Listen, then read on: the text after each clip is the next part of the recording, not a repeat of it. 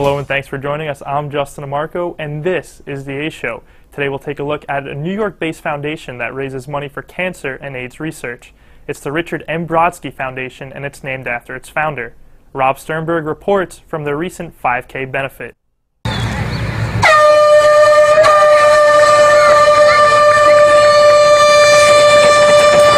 They're certainly running with purpose here. It's the second annual Richard M. Brodsky AIDS and Cancer Run in Seaford, New York's Cedar Creek Park. The objective is to raise awareness and the financial wherewithal for disease research and victim support all over the world. The foundation bears the name of Richard Brodsky. He is the organization's director. My husband Richard's he's HIV positive and he's a brain cancer survivor.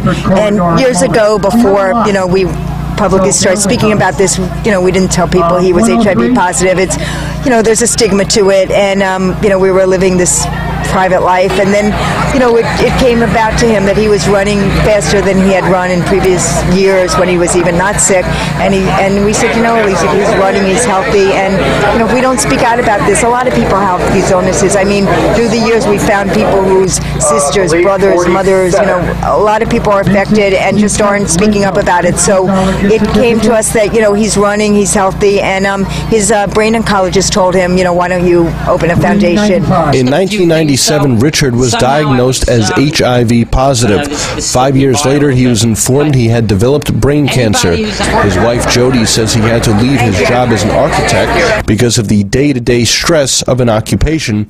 He now works from home as the director of the growing foundation. It's just unbelievable. Last year we had about 100 people, and this year we had over 400 people.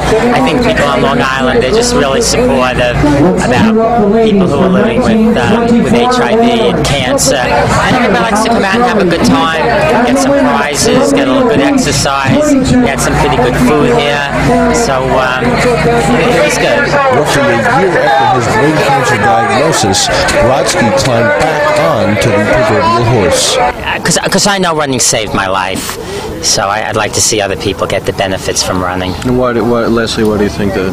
Well, I was diagnosed with brain cancer 6 years ago, and my doctors gave me 2 to 4 years to live. And they didn't think I used to ask them, when do you think I could run again? And they'd look at me like they want to give me like a funeral directory of funeral parlors or something. Well, he didn't look for a number to either of those. Instead, in 2003, he ran in the New York City Marathon. And now, aside from raising money and awareness, he still participates in runs and walks. It's not only about just raising money. Like, by having these events, we were able to donate $2,000 in toys to children with pediatric cancer at Schneider Children's Hospital.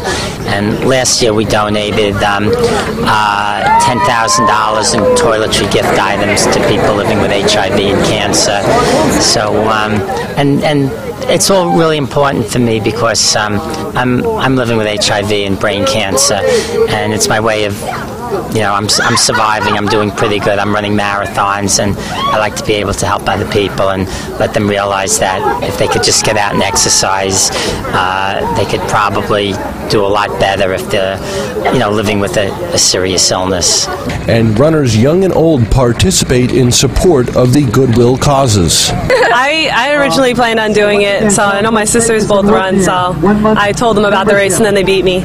Because I get involved in events. My mom had breast cancer, and for years we've been doing stuff to raise money for breast cancer. And then when I started running, there's a lot of other events that you can be part of to raise money for a good cause. So, everybody likes to run, and it's healthy for us, and yet you're doing something good. So it's just a positive thing all the way around. I was able to come out here and help a great, helping out cancer victims and AIDS victims, and also doing what I love to do, and it's running. 9 members representing 4 countries sit on the foundation's board.